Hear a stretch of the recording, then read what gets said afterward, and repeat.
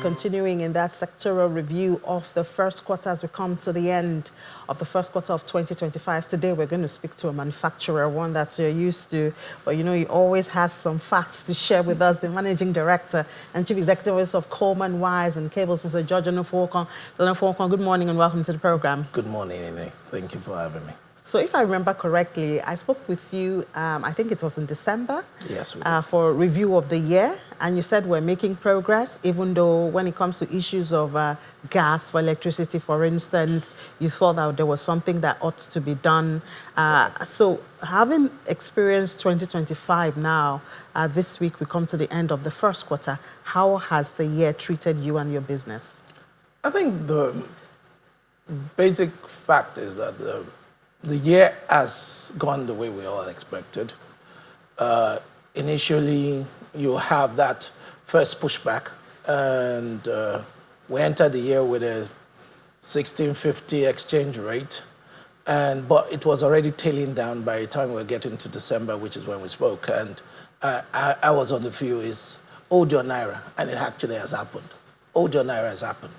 Now, which is you're going to get a bit more stability on the Naira, which has happened over the last 2 months, with the Naira tailing down from appreciating from 1650 at the point that it's under 160. 160, yes, it went under 160, 1.5, and then we have a bit more stability. Now, the reality is that it's the stability that everybody would have to work with. And because we've been in the last 1.5 years through literally an unstable situation where we literally could not predict decision making in terms of business, in terms of any manufacturing. It was very difficult to take anything greater than a quarter basis decision. If you're taking a long-term based decision, you could not make it. But today, we're actually seeing people making now the strategic long-term decision and the strategic long-term investment, which has seen an increase in business. I don't think there'll be any manufacturer that will say in the first quarter they've not seen increases in terms of volumes, in terms of turnover, in terms of output and capacity development. We've seen a gradual increase between January till date. And that has now been predicated because now you have a sort of gap that you can predict between the exchange rate mechanism. So you have your 1500 up or down, it's 1500. Now, irrespective, it allows you to actually throw a percentage plus 1 or 2 or 3% up or down of the risk. And then it allows you to actually narrow down your decision making. So it has meant people actually going back to projects. For someone like me that is into manufacturing of cable, 15% of infrastructural spend is cable. So when I see an upside, I literally know that the market is moving the direction of believing that there's growth going to happen. And so people are spending on capex because cable is still part of your capex. You build a building, you build a factory, you put in the cable, it's still part of the capex. So we've started seeing some growth compared to it on both capacity, on both volumes and on figures. That is helping the market go the right direction. Now, how do we now go from where we are to actually sustaining that is really the key question. Are you happy with where we are? Or you think we have just seen, because having stability is one thing, but actually being where you think we should be is another. I mean, the fear at first was uncertainty, the Naira could go one way or the other. Now we have the Naira under 1.16, and it's been like that for months, as you have noted. Is that where we should be? Can we just say, well, this is what we have, let's work with it, we can work with this comfortably? I think today we're in what is called the new normal. You see, so we have to accept it as a new normal. Yes, so this is our new normal. 1.6, 1.5 below is a new normal. Petrol at between 850 to 1,000 Naira is a new normal. So when you actually have attained a new normal, everybody moves forward. It's when the abnormalities are still existing that you have inconsistencies in decision, inconsistencies in strategy. Now, but when now we've all accepted this new normal, and this new normal going forward is where we look, budget is set at 1,500. And when people were actually, when the Naira was appreciating, and it was getting to 1470. I said, look, this Naira is not going to go past 15. Someone argued with me. I said, look, it is really not in the interest of CBN to appreciate a Naira. The budget is set at 15. They've got a deficit of over 13 trillion. The more you appreciate that currency, the increase you have in your deficit. And that means you need to borrow more to actually make up the figures. And debt servicing also increases. It does. So it doesn't make sense. So for me, 2025 is a 1500 year. So I've accepted that. And I think a lot of people have accepted that. What we need to now see that gives us comfort is certain things needs to now play the hand that they have to do. So, first and foremost, you have manufacturers that depend on your fiscal policies. Now, you have a fiscal measuring policy that you sign off every year. The last time we signed off a fiscal measuring policy is 2023. We missed 2024 gap.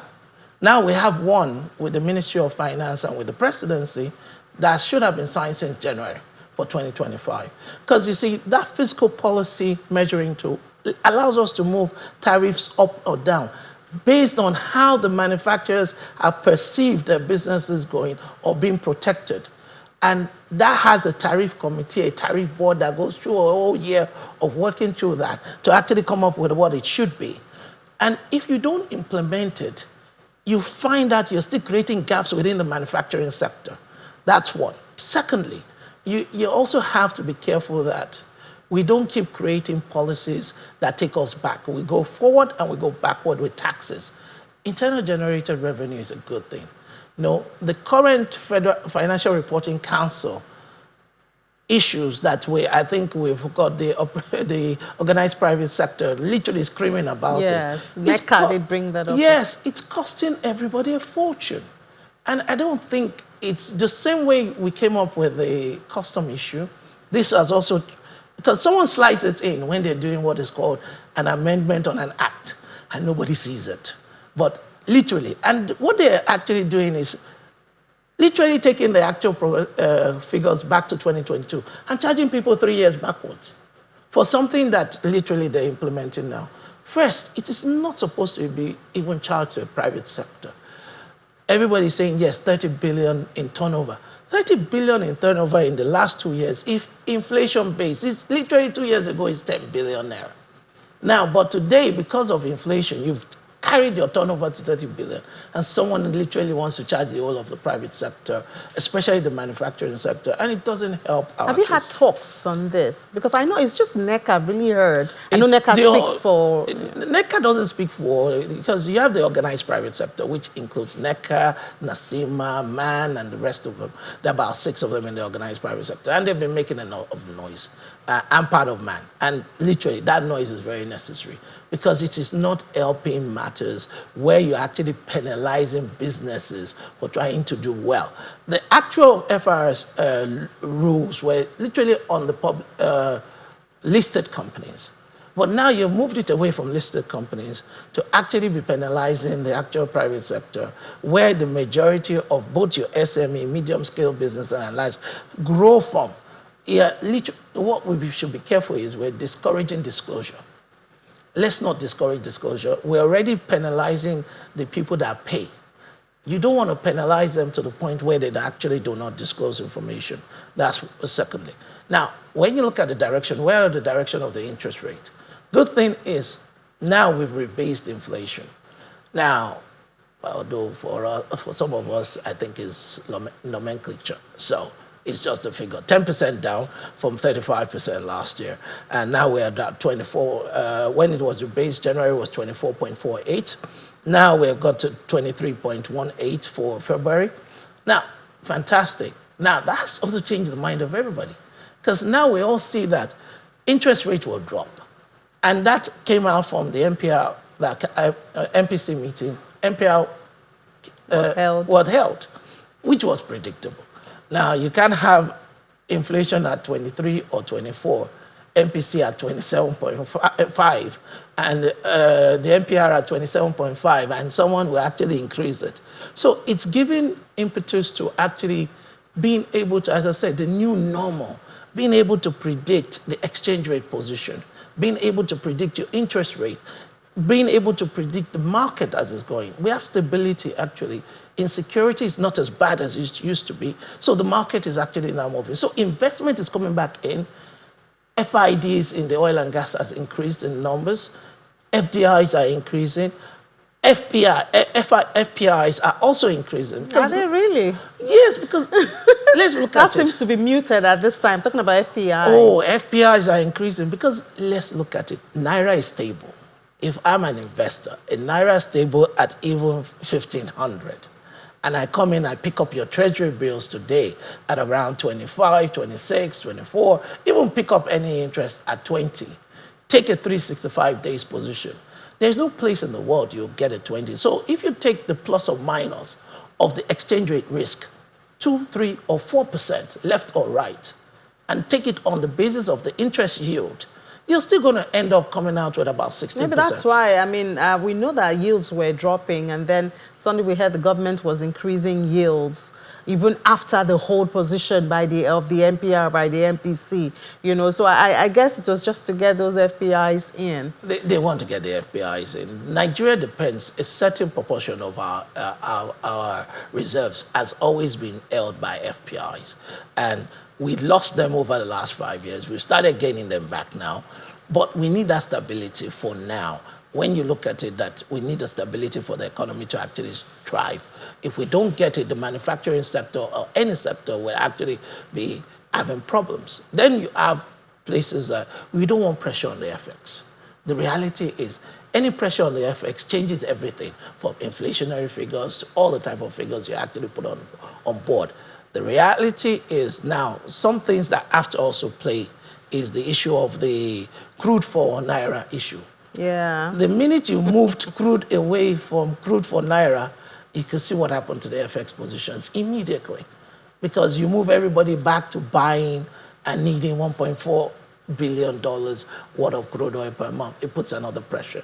So we need to settle those matters between those buying it, manage those issues, manage the information flow so that anything that is happening this year, and for me, I've been an optimist of 2025, 2026 going forward.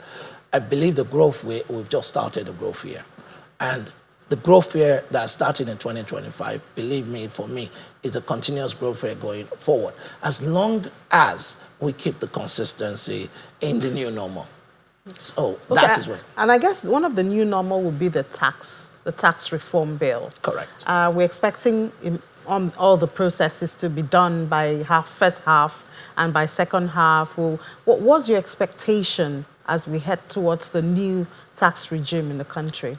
I think it's good for Nigeria. Dropping the tax rate. There's been a lot of amendments and all of that. Yes, it was bound to, because there were a lot of pushback on certain areas, because you have to be frank. Some states generate more taxes than the other. VAT is generated more in some states than the other. And certain areas became politicized. So if you take off those issues, from the business perspective, we're finally putting ourselves in looking at the businesses as an opportunity rather than as a way of being flogged to death. Now, the reality is now you're getting to a tax rate of 25% and below, and you're going to actually put it in a way where it's managed over the next couple of years. I think we're going in the right direction with the tax bill. Secondly, I think all the other underlying factors like the Financial Reporting Council issue, FRC issues, need to also come on that line and at least be suspended for now, the same way we suspended the issue with the customs. So let's allow the tax bill to work, then review all other ones that were, I'll call it under the table slot in that we've had in the last few years with amendments of agencies and agencies laws that nobody noticed was going to happen. So what we need to do is to actually maintain consistencies in certain areas. Tax bill is a good thing. We have to commend Taiwo Oyedele and his team that actually got this thing, and really even the president for actually pushing it through, because it's a hard thing to actually swallow. But I think it's in the interest of this country to actually have that tax bill, but it's also in our interest to use it the right way to actually grow this economy as we've now just started doing. Then one of the things you talked about was the price of gas. And I mean, I've heard other manufacturers talk about it.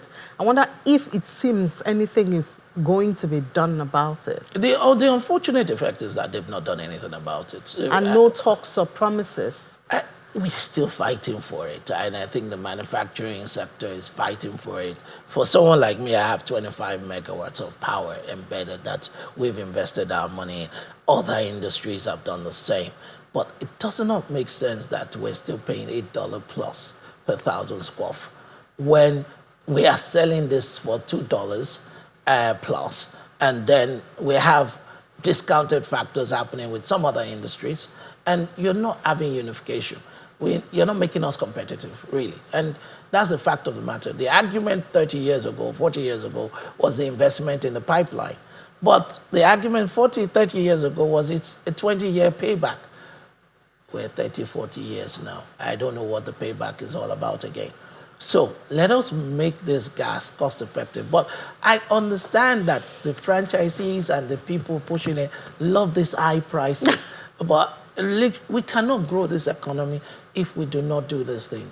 I think the price of gas instantly should be halved. And then, but you have them, they've already done some things. Let's be fair on them. If you have embedded power that you're actually selling power, the gas pricing is between $2.50 and about $3.50.